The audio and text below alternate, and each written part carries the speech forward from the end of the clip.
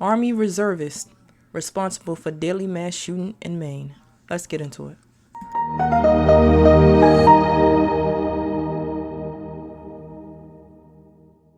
Army Reservist Sergeant First Class Robert Card has been identified as the individual responsible for a mass shooting that occurred Wednesday, 25 October, in a bowling alley and bar located in Lewiston, Maine, that killed 18 people. Card was assigned to the 3rd Battalion 304th Infantry Regiment in West Point, New York, as a petroleum supply specialist. On the civilian side, it is reported that he was also a certified firearms instructor. Now, the Army want to make it very clear they did not train Sergeant First Class Card as a firearms instructor, and nor did he serve in the capacity of a firearms instructor in the military.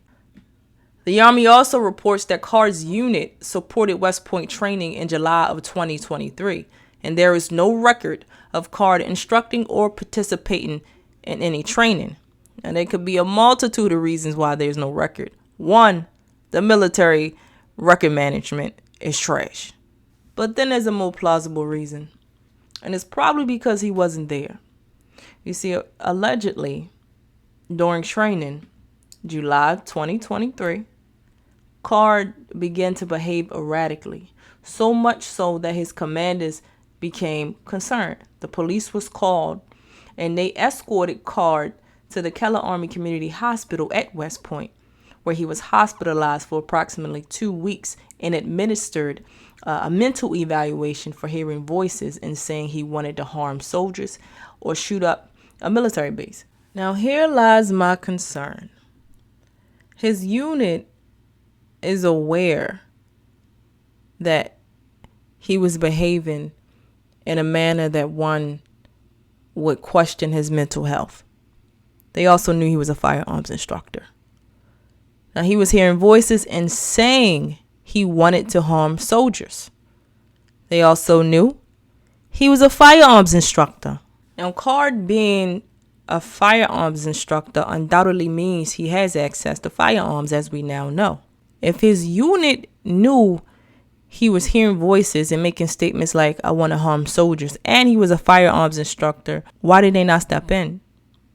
Why did they not request that his weapons be temporarily relinquished until he is no longer a threat to himself or others? You see, the Army's trying to distance themselves from this, saying, oh, we didn't train him as a fire instructor. He wasn't a fire instructor here. But guess what? Chances are, during training, during range day, when it was time to qualify on weapons, Card was NCOIC. I bet that. They wanted to use his firearms expertise to help soldiers qualify. He probably was NCOIC on the range. I bet you. Now the Army wants to run. They don't want to take responsibility for creating this monster, but they are very responsible. They had knowledge of his mental health issues. They had knowledge that he had access to firearms, and having the mental health issues, a serious mental health issues in which you are having homicidal thoughts in conjunction with access to firearms, that spells disaster. In the Army, his leadership, they were aware of this. He was hearing voices that was telling him to harm soldiers, and he a soldier himself. If that doesn't scream serious mental health issues, I don't know what does. This man should have never been in possession of firearms of any kind. And now 18 people are dead. And it's unfortunate. These 18 people lost their lives out just trying to enjoy a Wednesday night. My condolences to the families.